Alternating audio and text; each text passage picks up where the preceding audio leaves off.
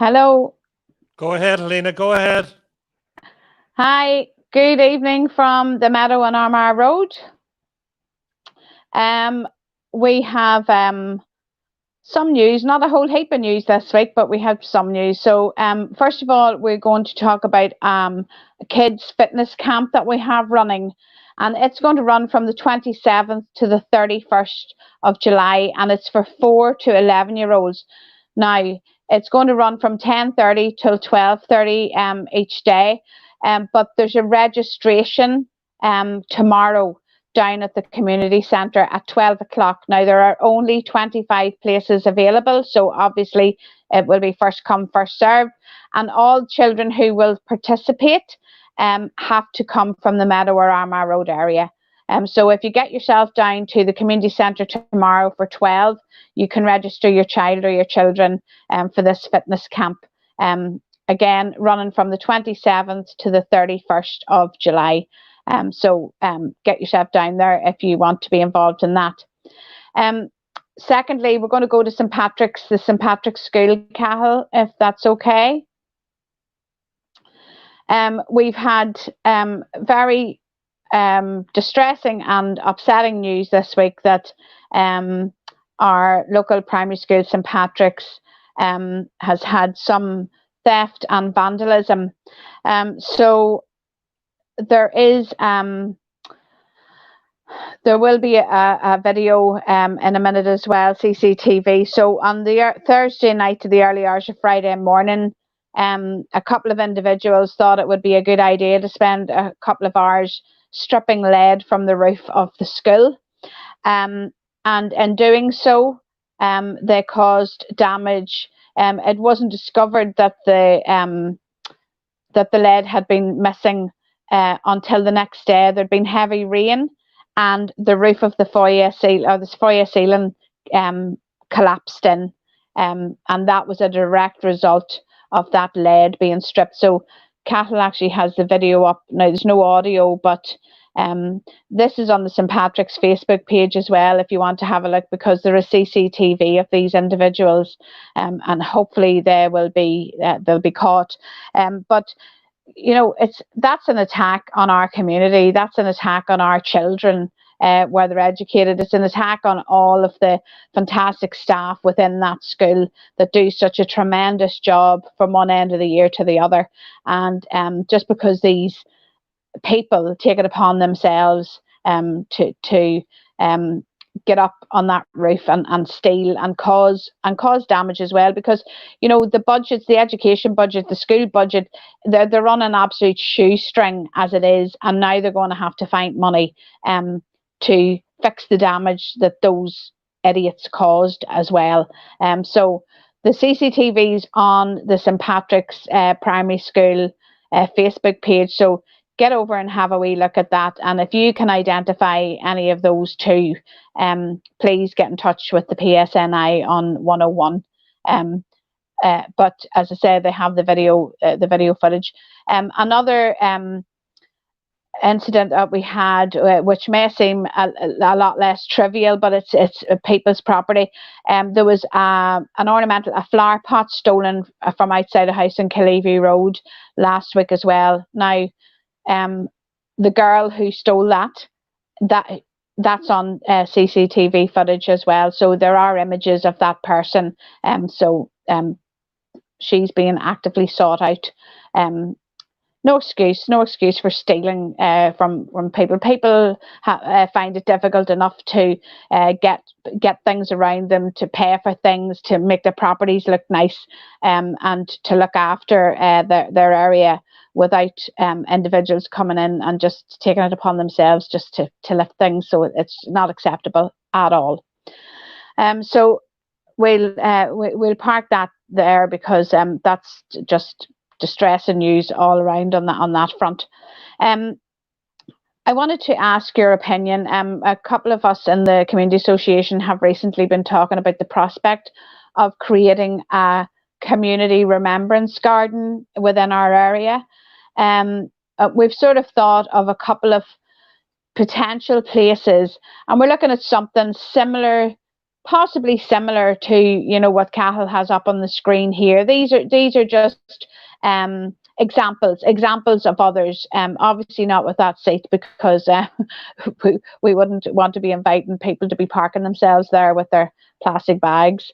But you know, something similar to that, or the other picture. But what we wanted to do was to get the feedback of the residents in the area.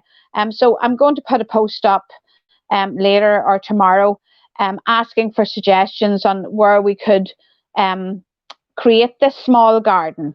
And in my mind, it's going to be somewhere with like a low level wall built around it, and some flowers and a plaque remembering all of the past residents of the Meadow and Armagh Road who are sadly no longer with us. It's just a wee tribute to the people that have lived in our area. So we'll be really interested to get your feedback on that. And as I say, you know, it's open to all opinions. So we'd be delighted to hear from you. Next on the agenda is St. Bridget's. As you know, all the masses are all back up and running again, but there is some guidance. There are some rules and guidance for people who are visiting the chapels. So again, it's all about social distancing, and obviously not attending any of the chapels if you're not feeling well, or if you have a temperature. So all of the usual potential symptoms. Don't go to mass, don't be coming to the chapel. And I just wanted to give you the information on the masses now. They've sort of more or less gone back to normal. So we've got Monday evening mass at 7:30 in St. Bridget's. Saturday evening mass is at 7:30 as well, and Sunday mass is 9 a.m. and that's a Polish mass. And there's also guidelines for entering and exiting the chapel. So if you're going to mass on a weekday, they're asking that you enter via the Derry Beg side doors, and then you leave by the front doors. And if you're going to mass at the weekend, they ask that you enter by the main doors and then leave from the side doors. So it's going to be like a one-way system. So obviously we all need to do what we can to, you know, keep the spread of this virus at bay. But I'm sure a lot of people are very happy that the chapels are now open, because it's a very important part of a lot of people's lives. The next thing that I want to do, I think, will be I'll do the Lighthouse, if that's okay. I'll finish on the birthdays. So I'm also a member of the Newry Maritime Association, a group of wonderful people who have encyclopedia knowledge of all of the history of the waterways around Newry, from the canal to the Clanry River and all the rest of it. So this is the 5th year. The picture you can see is the Howlbeline Lighthouse, which is off the coast of Cranfield in Carlingford Lough. And for the last, this will be the 5th year, but for the last number of years, the Newry Maritime Association have externally lit that lighthouse for the month of August. And it's such a beautiful thing.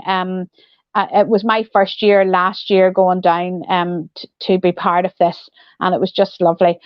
So despite the challenges with COVID, we've been working away in the background to ensure that the illumination still happens this year, and it is going to happen. So it'll be at 9:30 p.m. So 9:30 in the evening on Friday, the 31st of July, and then it lights nightly right up until the end of August. But this year, we're pleased to announce that in association with the Commissioners of Irish Lights, we'll be able to deliver that illumination, and as a special tribute for this year, in recognition of all of our frontline workers, that illumination each evening the lights will be blue. So that lighthouse will be lit up blue every evening during the month of August.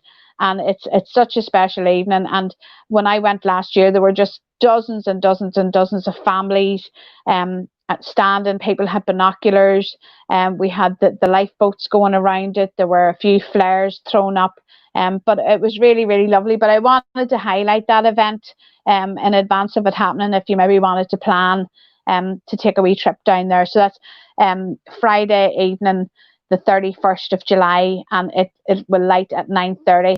And you can go onto the Newry Maritime Association Facebook page, and there's stacks and stacks of information there about different things, all maritime linked, especially with the Newry Canal and the loch and stuff. So take a scoot over there and have a wee look at that.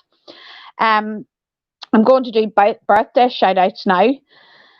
So we have a few birthdays this week. We have it's Patricia McGrath's birthday. I don't have a photograph, but I want to wish Patricia McGrath a very, very happy birthday.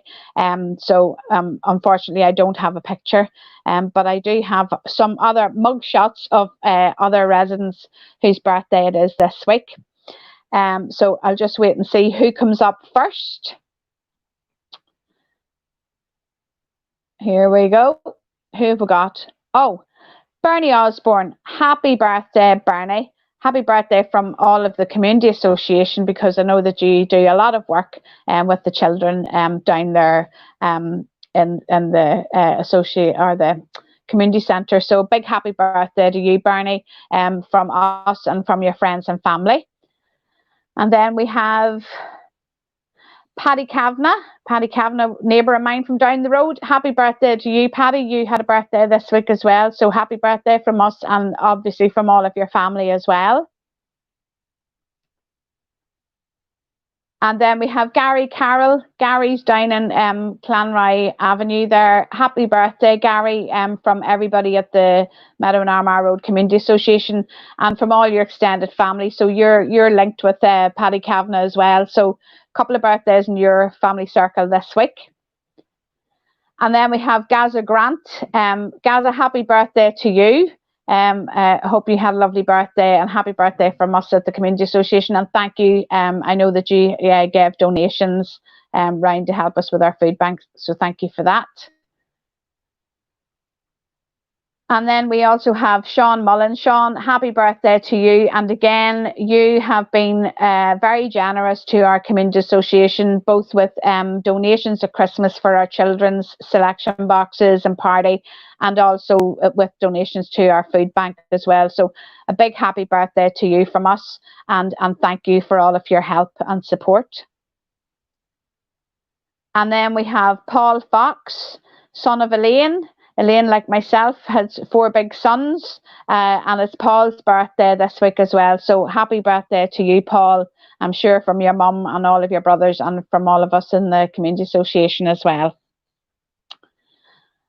And I think that's the birthdays. And I'm going to finish off just with a good luck message for someone. So this is a good luck message for Gemma Farrell, who was Gemma Hughes, originally from College Gardens. And I believe Gemma has taken up a new wee business opportunity, Magic Glow Candle Co. So it's all fragrance candles and stuff. So your family just wanted to wish you luck with that business, and there is a Facebook page that you can go to and visit there. So it's Magic Glow Candle Co. And the best of luck from all of your family and friends with that, Gemma, and the best of luck from us at the Community Association as well. So that's it for this week. Still waiting for the sun to come back to pump up that paddling pool. We're on week 3 now and it's still in the box. So hopefully maybe next week I might do an outside broadcast from the swimming pool. I promise no swimwear. But listen, take care everybody, and see you all next week. God bless.